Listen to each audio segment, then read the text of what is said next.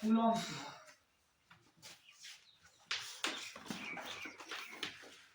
Coulomb's law, ठीक है। Coulomb के नियम का सदिश निरूपण, ठीक है। तो पहले इसको समझिए। जैसे मान लीजिए चार्ज है Q1, एक चार्ज है Q2, इसके बीच का डिस्टेंस R1 लिया, ठीक है। Q1 क्या करेगा, Q2 पे फोर्स लगाएगा, ठीक है। अब फोर्स दो तरह का होता है चार्ज को लेकर के, क्योंकि चार्ज दो तरह के होते हैं, एक पॉजिटिव तो प्लस प्लस है या माइनस माइनस है, तो उसके बीच क्या होगा, रिपल्सन, ठीक है। और प्लस माइनस के बीच एट्रैक्शन होता है, ठीक है। तो या तो एट्रैक्शन होगा या रिपल्सन होगा, ठीक है। तो एट्रैक्शन होगा तभी भी फोर्स 180 डिग्री पे लगेगा, ठीक है, अपोजिट डायरेक्शन में। और रिपल्सन होगा तभी फोर्स क्या लगेगा, 180 डिग्री के डायरेक्शन में। एट्रैक्शन हो चाहे रिपल्सन हो, दोनों कंडीशन में फोर्स 180 डिग्री पर ही लगता है, ठीक है।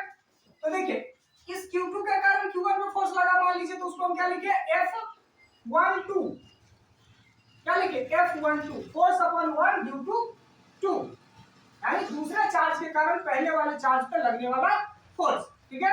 दूसरा Q1 के कारण Q2 पे जो फोर्स लगा उसको हम बोलेंगे F21, force upon 2 due to 1, ठीक है। यानी दूसरे चार्ज पे पहले वाले चार्ज के कारण लगने वाला फोर्स। होता क्या है, दोनों फोर्स का जो मैग्नीट्यूड है, फोर्स ऑफ 1 मतलब F12 force upon 1 due to 2, और F21 यानी फोर्स अपॉन 2 ड्यू टू 1, दोनों का मैग्नीट्यूड सेम होता है। दोनों फोर्स का मैग्नीट्यूड क्या होता है, सेम होता है। सिर्फ क्या होगा, डायरेक्शन दोनों का अपोजिट है, जिसके कारण इसको हम ऐसे भी लिख सकते हैं 12 इक्वल टू माइनस F21, ठीक है। माइनस का चिन्ह किस चीज को बताता है, अपोजिट डायरेक्शन को, माइनस चिन्ह बताता है अपोजिट डायरेक्शन को, ठीक है। दोनों फोर्स का मैग्नीट्यूड सेम है, तो लिखे mode of F12 equal to mode of F21, की मैग्नीट्यूड सेम है दोनों फोर्स का, ठीक है। लेकिन उसका डायरेक्शन अपोजिट है, इसलिए लिखे F12 equal to minus F21, ठीक है। तो पहले तो इतना नोट करिए आप लोग। चलिए कूलॉम्स लॉ को वेक्टर फॉर्म में लिखने के लिए हमको पोजीशन वेक्टर जानना जरूरी है, ठीक है। तो वेक्टर के बारे में हम लोग 11th क्लास में चैप्टर 2 में बात कर चुके हैं, ठीक है। तो पोजीशन वेक्टर क्या है कि जो चार्ज है Q1 और Q2 उसके पोजीशन को बताया जाएगा कि कहां पे, ठीक है। तो उसके लिए क्या करेंगे, एक्सिस खींचेंगे, एक्स एंड वाई, ये एक्स है, वाई एक्सिस। यहाँ पे मान लिया कि ये चार्ज है, ये Q1 वाला, Q1 यहाँ पे है, ठीक है। इसका डिस्टेंस ओरिजिन से जो है R1 है, ठीक है, R1 वेक्टर, ठीक है। और ओरिजिन से ही Q2 का डिस्टेंस है R2 वेक्टर, ठीक है, R2 वेक्टर। ये क्या है, Q1 और Q2 के पोजीशन को बता रहा है, ठीक है, R1 वेक्टर, R2 वेक्टर।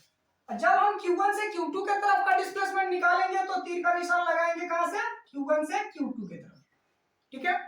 तो ट्रायंगल लॉ आता है, ठीक है। जैसे मान लीजिए A वेक्टर है और यहां से हमने खींचा B वेक्टर, ठीक है, और फर्स्ट वाले के टेल को लास्ट वाले के हेड से हम मीट कराते हैं, ठीक है। तो ये क्या हो जाता है A प्लस B वेक्टर, इसको बोलते हैं ट्रायंगल लॉ ऑफ वेक्टर, ठीक है, ट्रायंगल लॉ ऑफ वेक्टर। तो इसी के हिसाब से क्या चलेगा, देखिए ये जीरो ओरिजिन है, ओरिजिन से कहां चला, ये R1 वेक्टर, और यहां से ये, तो इसको क्या बोलेंगे, R1 से R2 की तरफ जा रहा है तो इसको बोलेंगे R21 वेक्टर,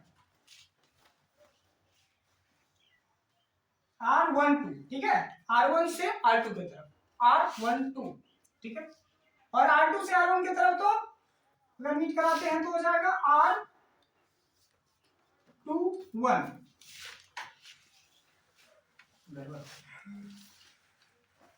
रहने दे, एडिट कर दोगे बीच में, ठीक है।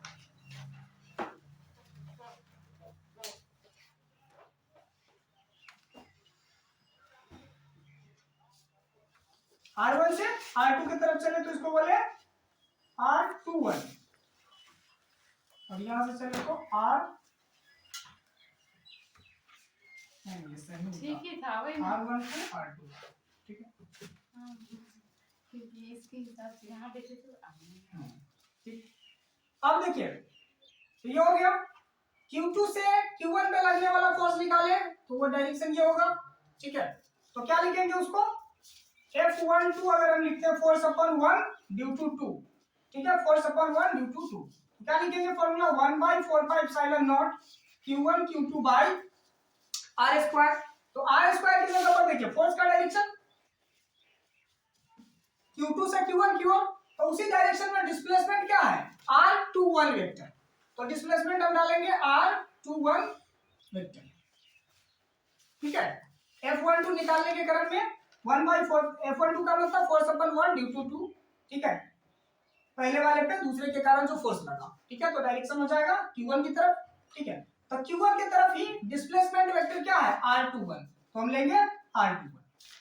ठीक है, इसी तरह से F21 अगर निकालते हैं फोर्स अपॉन 2 ड्यू टू 1, तो इस डायरेक्शन में डिस्प्लेसमेंट वेक्टर क्या है R12। ठीक है, तो इधर की डिस्प्लेसमेंट वेक्टर R12 है, तो हम यहाँ पे R12 लिखेंगे 1/4πε0 Q1 Q2 बाय R12। यानी समझना क्या है कि फोर्स आया 1 2 तो डिस्प्लेसमेंट 2 1 अपोजिट वाला। ठीक है, क्योंकि एक ही डायरेक्शन में लेंगे, जिधर की ओर फोर्स लेंगे उधर का ही डिस्प्लेसमेंट वेक्टर भी लेंगे। ठीक है, तो